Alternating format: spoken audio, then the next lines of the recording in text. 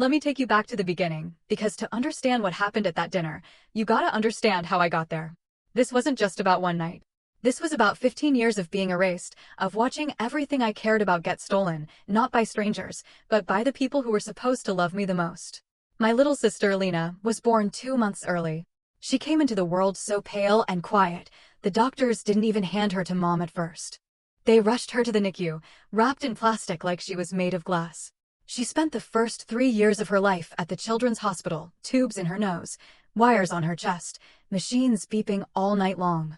She couldn't breathe on her own. She couldn't eat. It was real. It was scary. So yeah, my parents were overprotective. I get it.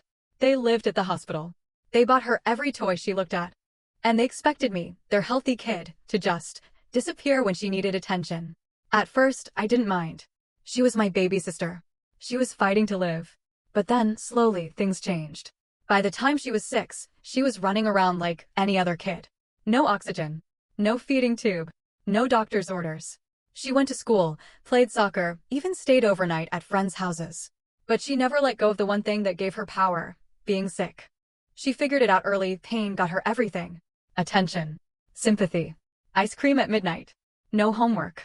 No consequences. It started small.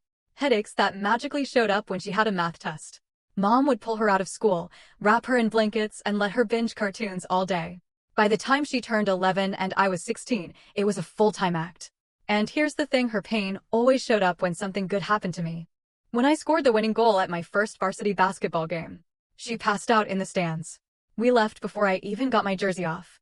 When I got accepted to State U, we were celebrating at that Italian place on Main Street. Halfway through dinner, boom, she collapsed. Full-blown emergency. We spent the whole night at Mercy Hospital. Doctors ran every test. Found nothing. And the worst part? When our parents weren't looking, she'd smirk at me. Like she'd just pulled off a heist. I even caught her once, in the bathroom mirror, practicing her pain faces, frowning, clutching her stomach, wincing like she was in agony. I showed Mom and Dad, but Lena had already told them I was jealous, that I couldn't handle her getting the care she needed. Then came Mason, my best friend from college. We started dating junior year. He was steady, kind. The kind of guy who remembered your coffee order and called your mom on her birthday. After 2 years, we got engaged. I thought I'd found the one. But Lena, she didn't like that.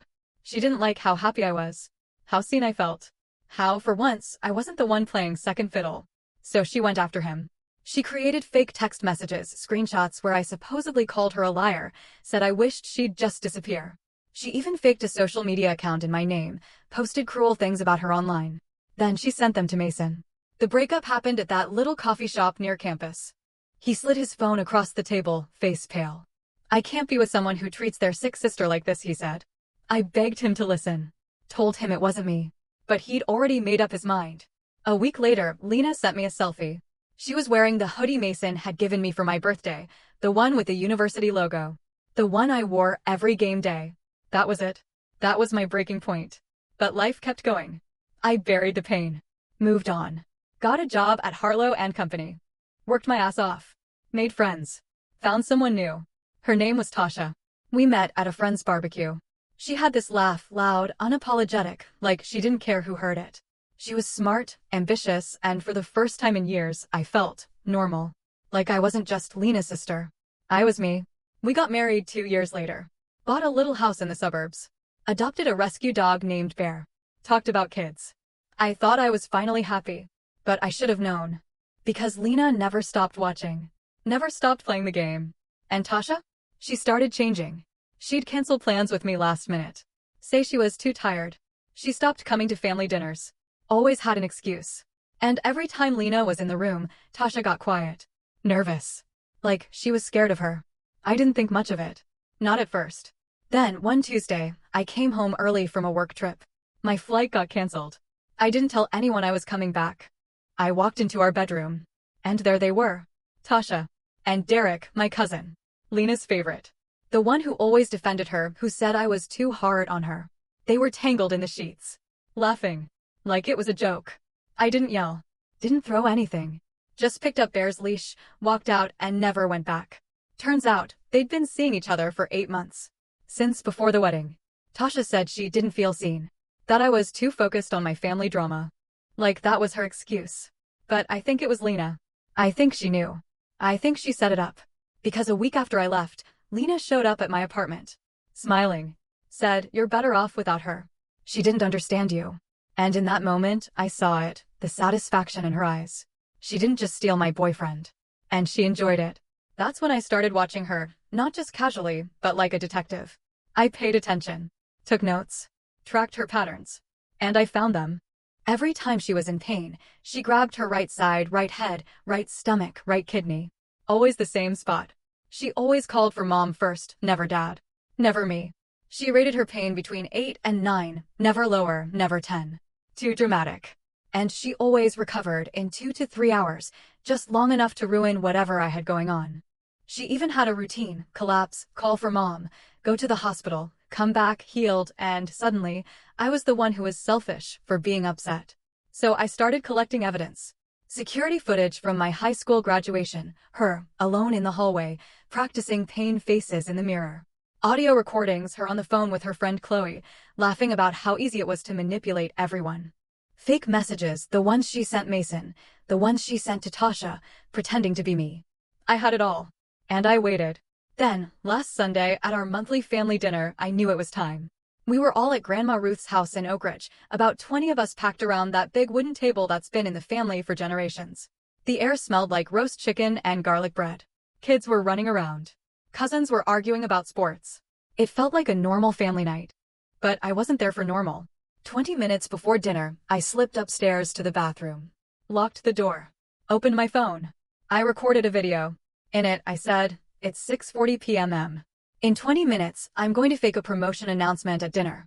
When I do, Lena will wait for the applause to die down, then grab her right side and call for mom. She'll say the pain's an 8 or a 9. She'll ask to lie down, and if she follows her pattern, she'll suggest going to the hospital in exactly 15 minutes. Then I saved it, took a breath, and went back downstairs. When dinner started, I stood up, tapped my glass with a spoon, and got everyone's attention. "I've got news," I said. "I just got promoted to senior project lead at Harlow and Company. With a big raise." The room exploded. Uncle Rick slapped my back. Cousins Tess and Nina hugged me. Mom had tears in her eyes, real ones, shining with pride. Grandma was already planning how I could help with her meds. I kept smiling, saying thanks. But my eyes were locked on Lena. She was at the far end of the table, between Cousin Marcus and Aunt Carol, pushing mashed potatoes around her plate. For a second, I thought maybe, just maybe, she was happy for me. But then I saw it. The shift. A tiny twitch around her eyes. A stiffening in her shoulders. She looked around, saw how everyone was focused on me, how proud they were, and that's when it started. She let her fork drop. Aunt Carol asked if she was okay. Lena just shook her head, gave that brave little soldier smile. I kept talking, lying through my teeth about fake responsibilities and a salary that didn't exist. But inside, I was counting down. 3, 2, 1. Right on cue, she brought her hand to the right side of her stomach. The first moan was quiet, barely a sigh. But she made sure people heard it. Marcus turned. "Lena, you okay?" "It's nothing," she said, soft, but loud enough for half the table to hear.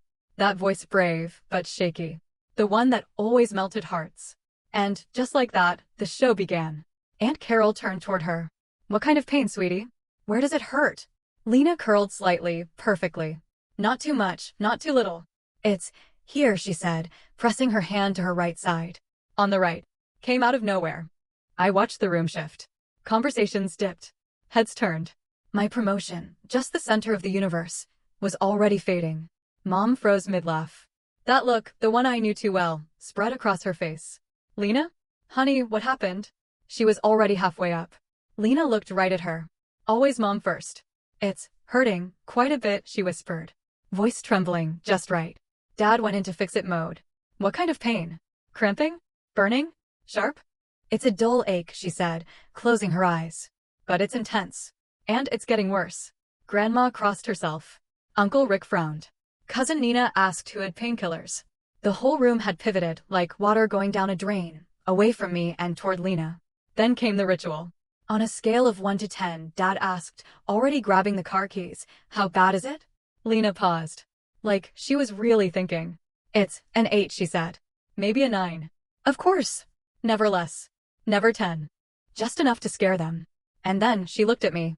when no one else was watching. And she smiled. Tiny. Barely there. But I saw it. The smile of someone who'd just won. Maybe we should take her to Mercy Hospital, Mom said. Carol, can you drive? I'm too nervous.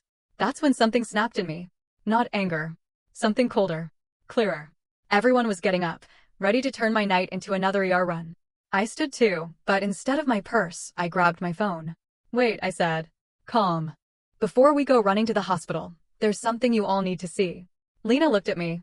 For the first time, I saw it, real fear. But she couldn't stop now. Daisy, this isn't the time, she said. I'm in a lot of pain. I know exactly how much pain you're in, I said. And I know exactly when it's going to go away. I held up my phone. Finger hovering over play. I recorded a video 20 minutes ago. You're all going to want to watch this. The room went silent. I pressed play. My voice came out clear. It's 6:40 p.m. In 20 minutes, I'm going to fake a promotion announcement. When I do, Lena will wait for the applause to die down, grab her right side, and call for Mom. She'll rate the pain as an 8 or a 9. She'll ask to lie down.